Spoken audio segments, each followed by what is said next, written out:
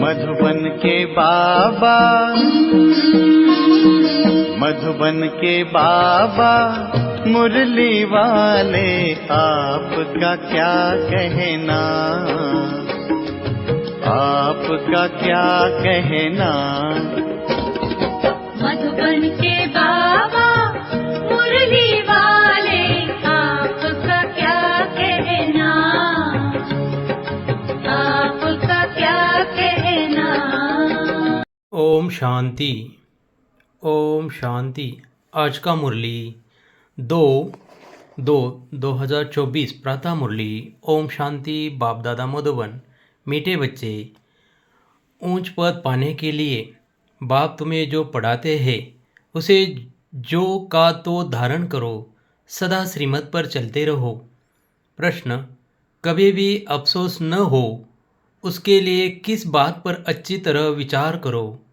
उत्तर, हर एक आत्मा जो पार्ट बजा रही है वह ड्रामा में एक्यूरेट नोंदा हुआ है। यह अनादि और अविनाशी ड्रामा है। इस बात पर विचार करो तो कभी भी अफसोस नहीं हो सकता। अफसोस उन्हें होता है जो ड्रामा के आदि मध्य अंत को रियलाइज़ नहीं करते हैं। तुम बच्चों को इस ड्रामा को जो का तो साक्षी होकर देखना है। इसमें रोने रुसने की कोई बात नहीं। ओम शांति। रूहानी बाप बैठ रूहानी बच्चों को समझाते हैं कि आत्मा कितनी छोटी है, बहुत छोटी है, और छोटी सी आत्मा से शरीर कितना बड़ा देखने में आता है। छोटी आत्मा अलग हो जाती है तो फिर कुछ भी नहीं देख सकती। आत्मा के ऊपर विचार किया जाता है, इतनी छोटी बिंदी क्या क्या काम करती है। मैग्नीफाइंग ग्लास होते हैं, उनसे छोटे छोटे हीरों को देखा जाता है, कोई दाग आदि तो नहीं है। तो आत्मा भी कितनी छोटी है, कैसे मैग्नीफाई ग्लास है जिससे देखते हो रहती कहाँ है, क्या कनेक्शन है। इन आँखों से कितना बड़ा धरती आसमान देखने में आता है। बिंदी निकल जाने से कुछ नहीं रहता, जैसे बिंदी बाप वैसे बिंदी आत्मा। इतनी छोटी आत्मा प्योर इम्प्योर बनती है। यह बहुत विचार करने की बातें हैं। दूसरा कोई नहीं जानते आत्मा क्या है, परमात्मा क्या है। इतनी छोटी आत्मा शरीर में रह क्या क्या बनाती है, क्या क्या देखती है। उस आत्मा में सारा पार्ट भरा हुआ है। 84 का कैसे वह काम करती है, वंडर है। इतनी छोटी सी बिंदी में 84 जन्मों का पार्ट नोंदा हुआ है। एक शरीर छोड़ दूसरा लेती है। शरीर से आत्मा निकल गई तो शरीर मर गया। कितना बड़ा शरीर है और कितनी छोटी आत्मा है। यह भी बाबा ने बहुत बार समझाया है कि मनुष्यों को कैसे पता पड़े कि यह सृष्टि का चक्र हर 5000 वर्ष बाद फिरता है। फलाना मरा, यह कोई नई बात नहीं। उसकी आत्मा ने यह शरीर छोड़ दूसरा लिया। 5000 वर्ष पहले भी इस नाम रूप को इसी समय छोड़ा था। आत्मा जानती है हम एक शरीर छोड़ दूसरे में प्रवेश करती हूँ। अभी तुम शिव जयंती मनाते हो, दिखाते हो 5000 वर्ष पहले भी शिव जयंती मनाई थी। हर 5000 वर्ष बाद शिव जयंती जो हीरे तुल्य है मनाते ही आते हैं। यह सही बात है। विचार सागर मंथन करना होता है जो औरों को समझा सके। यह त्यौहार होते हैं। तुम कहेंगे नई बात नहीं, हिस्ट्री रिपीट होती है। जो फिर 5000 वर्ष बाद जो भी पाठधारी है वह अपना शरीर लेते हैं। एक नाम रूप देश काल छोड़ दूसरा लेते हैं। इस पर विचार सागर मंथन कर ऐसा लिखे जो मनुष्य वंडर खाए। बच्चों से हम पूछते हैं ना, आगे कब मिले हो। इतनी छोटी आत्मा से ही पूछना होता है, तुम इस नाम रूप में आगे कब मिले थे। आत्मा ने सुना तो बहुत कहते हैं, हाँ बाबा आपसे कल्प पहले मिले थे। सारा ड्रामा का पार्ट बुद्धि में है। वो होते हैं हद के ड्रामा के एक्ट्रेस। यह है भेद का ड्रामा। यह ड्रामा बड़ा एक्यूरेट है। इसमें ज़रा भी फर्क नहीं पड़ सकता। वह बाइस्कोप होते हैं हाथ के, मशीन पर चलते हैं, 2-4 रोल भी हो सकते हैं जो फिरते हैं। यह तो अनादि अविनाशी एक ही बेहद का ड्रामा है। इसमें कितनी छोटी आत्मा एक पार्ट बजाए फिर दूसरा बजाती है। 84 जन्मों का कितना बड़ा फिल्म रोल होगा। यह कुदरत है, कोई की बुद्धि में बैठेगा। है तो रिकॉर्ड मिसल बड़ा वंडरफुल है। 84 लाख तो हो न सके, 84 का ही चक्र है। इनकी पहचान कैसे दी जाए? अखबार वालों को भी समझाओ तो डालेंगे, मैगजीन में भी घड़ी घड़ी डाल सकते हैं। हम इस संगम के समय की ही बातें करते हैं। सतयुग में तो यह बातें होगी नहीं, न कलयुग में होगी। जानवर आदि जो भी कुछ है सबके लिए कहेंगे, फिर 5000 वर्ष के बाद देखेंगे, फर्क नहीं पड़ सकता। ड्रामा में सारी नूंद है। सतयुग में जानवर भी बहुत खूबसूरत होंगे। यह सारी वर्ल्ड की हिस्ट्री ज्योग्राफी रिपीट होगी। जैसे ड्रामा की शूटिंग होती है। मक्खी उड़ी, वह भी निकल गई, तो फिर रिपीट होगी। अब हम इन छोटी छोटी बातों का ख्याल तो नहीं करेंगे। पहले तो बाप खुद कहते हैं, हम कल्प कल्प संगम युगे इस भाग्यशाली रथ पर आता हूँ। आत्मा ने कहा, कैसे इसमें आते हैं? इतनी छोटी बिंदी है, इनको फिर ज्ञान का सागर कहते हैं। यह बातें तुम बच्चों में भी जो समझू है वह समझ सकते हैं। हर 5000 वर्ष के बाद मैं आता हूँ। कितनी ये वैल्यूबल पढ़ाई है। बाप के पास ही एक्यूरेट नॉलेज है जो बच्चों को देते हैं। तुम्हारे से कोई पूछे तुम झट कहेंगे। सतयुग की आयु 1250 वर्ष की है। एक एक जन्म की आयु 150 वर्ष होती है। कितना पार्ट बचता है, बुद्धि में सारा चक्र फिरता है। हम 84 जन्म लेते हैं। सारी सृष्टि ऐसे चक्र में फिरती रहती है। यह अनादि अविनाशी बना बनाया ड्रामा है। इसमें नई एडिशन हो नहीं सकती। गायन भी है, चिंता ताकि कीजिए जो अनहोनी होए। जो कुछ होता है ड्रामा में नूंद है, साक्षी होकर देखना पड़ता है।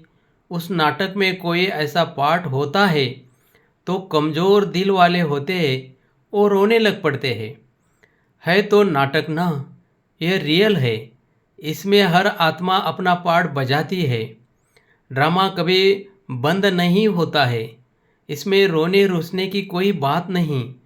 कोई भी नई बात थोड़ी है। अफसोस उनको होता है जो ड्रामा के आदि मध्य अंत को रियलाइज़ नहीं करते। यह भी तुम जानते हो। इस समय जो हम इस ज्ञान से पद पाते हैं, चक्र लगाकर फिर वही बनेंगे। यह बड़ी आश्चर्यवंत विचार सागर मंथन करने की बातें हैं। कोई भी मनुष्य इन बातों को नहीं जानते। ऋषि मुनि भी कहते थे, हम रचता और रचना को नहीं जानते हैं।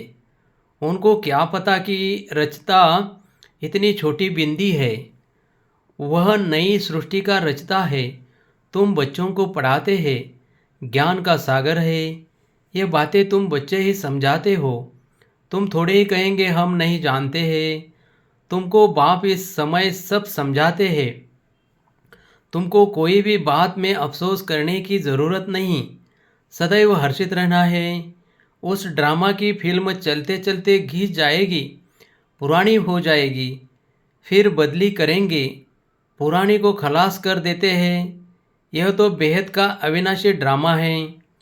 ऐसी ऐसी बातों पर विचार कर पक्का कर लेना चाहिए। यह ड्रामा है।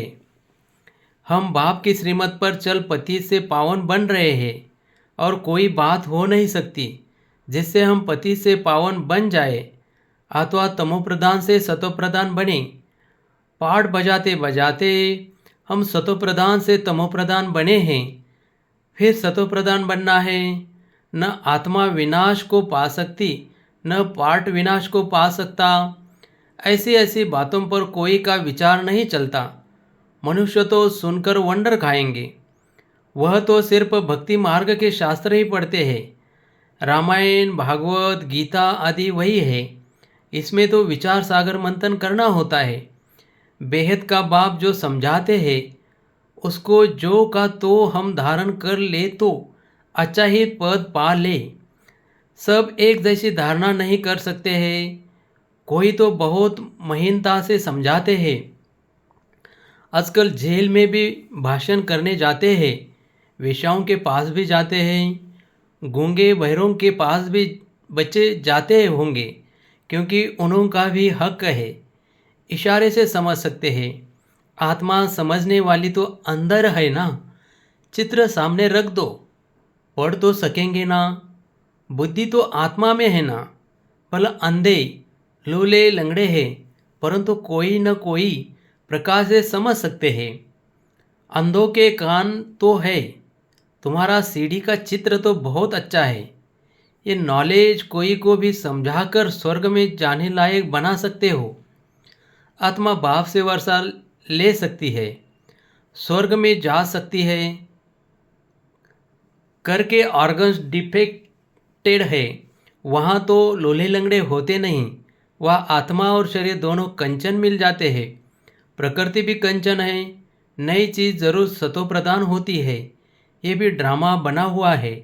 एक सेकंड न मिले दूसरे से कुछ न कुछ फर्क पड़ता है। ऐसे ड्रामा को जो का तो साक्षी होकर देखना है। ये नॉलेज तुमको अब मिलती है, फिर कभी नहीं मिलनी है।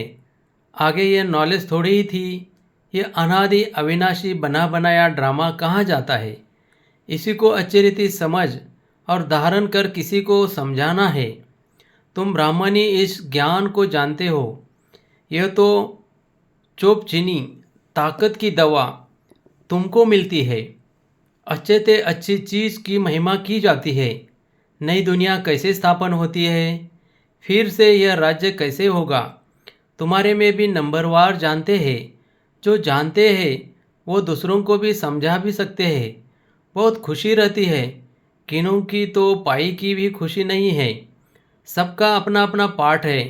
जिनको बुद्धि में बैठता होगा, विचार सागर मंथन करते होंगे, तो दूसरों को भी समझाएंगे।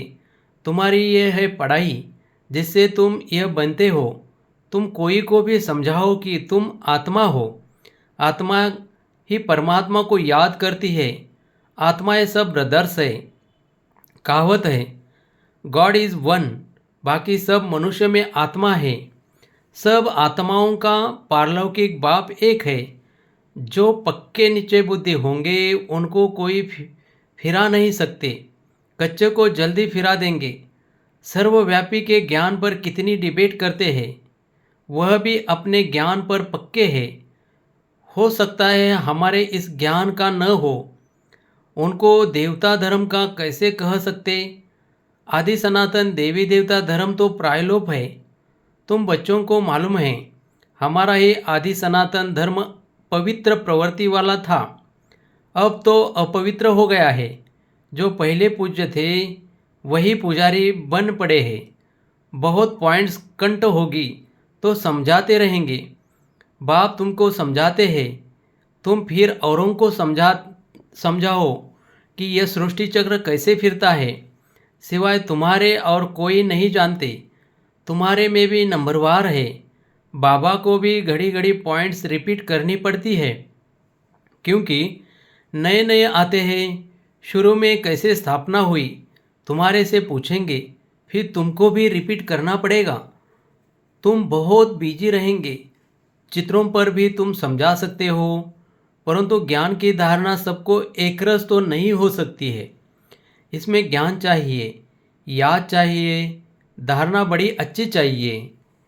सतोप्रधान बनने के लिए बाप को याद ज़रूर करना है। कई बच्चे तो अपने धंधे में फंसे रहते हैं, कुछ भी पुरुषार्थ नहीं करते। यह भी ड्रामा में नूंद है।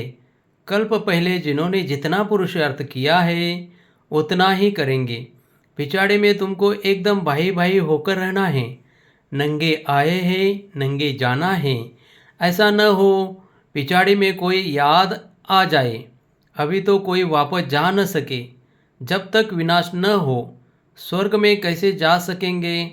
ज़रूर या तो सूक्ष्मोत्तन में जाएंगे या यहाँ ही जन्म लेंगे। बाकी जो कमी रह होगी उसका पुरुषार्थ करेंगे, वह भी बड़े हो तब समझ सके। यह भी ड्रामा में सारी नूंद है। तुम्हारी एकरस अवस्था तो पिछाड़ी में ही होगी। ऐसे नहीं लिखने से सब याद हो सकता है। फिर लाइब्रेरीज आदि में इतनी किताबें क्यों होती है? स्टडी करते रहते हैं। वह मनुष्य के वकील बनते हैं। तुम आत्माएं आत्माओं के वकील बनते हो। आत्माएं आत्माओं को पढ़ाती है। वह है जिस्मानी पढ़ाई, यह है रूहानी पढ़ाई। इस रूहानी पढ़ाई से फिर 21 जन्म कभी भूल चूक नहीं होगी। माया के राज्य में बहुत भूल चूक होती रहती है, जिस कारण से सहन करना पड़ता है। जो पूरा नहीं पढ़ेंगे, कर्मातीत अवस्था को नहीं पाएंगे तो सहन करना ही पड़ता है। फिर पद भी कम हो जाएगा। विचार सागर मंथन कर औरों को सुनाते हो रहेंगे तब चिंतन चलेगा। बच्चे जानते हैं, कल्प पहले भी ऐसे बाप आया था जिसकी शिव जयंती मनाई जाती है। लड़ाई आदि की तो कोई बात नहीं, वह सब है शास्त्रों की बातें। ये पढ़ाई है। आमदनी में खुशी होती है। जिनको लाख होते हैं उनको जास्ती खुशी होती है। कोई लखपति भी होते हैं, कोई कखपति भी होते हैं, अर्थात थोड़े पैसे वाले भी होते हैं। तो जिसके पास जितने ज्ञान रत्न होंगे उतनी खुशी भी होगी। अच्छा, मीठे मीठे सिकलदे बच्चों प्रति माता पिता बाप दादा का याद प्यार और गुड मॉर्निंग। रूहानी बाप की रूहानी बच्चों को नमस्ते। धारणा के लिए मुख्य सार, विचार सागर मंथन कर स्वयं को ज्ञान रत्नों से भरपूर करना है। ड्रामा के राज को अच्छी रीति समझकर दूसरों को समझाना है। किसी भी बात में अफसोस न कर सदा हर्षित रहना है। 2. अपनी अवस्था बहुत काल से एकरस बनानी है, ताकि पिछाड़ी में एक बाप के सिवाय दूसरा कोई भी याद न आए। अभ्यास करना है। हम भाई भाई हैं, अभी वापस जाते हैं। वरदान, अलबेलेपन की लहर को विदाई दे सदा उमंग उत्साह में रहने वाली समझदार आत्मा भव। कई बच्चे दूसरों को देखकर स्वयं अलबेले हो जाते हैं। सोचते हैं यह तो होता ही है, चलता ही है। क्या एक ने ठोकर खाई तो उसे देखकर अलबेलेपन में आकर खुद भी ठोकर खाना यह समझदारी है। बाप दादा को रहम आता है कि ऐसे अलबेले रहने वालों के लिए पश्चाताप की घड़ियाँ कितनी कठिन होगी। इसलिए समझदार बन। अलबेलेपन की लहर को, दूसरों को देखने की लहर को मन से विदाई दो। औरों को नहीं देखो, बाप को देखो। स्लोगन, वारिस क्वालिटी तैयार करो तब प्रत्यक्षता का नगाड़ा बजेगा। ओम शांति।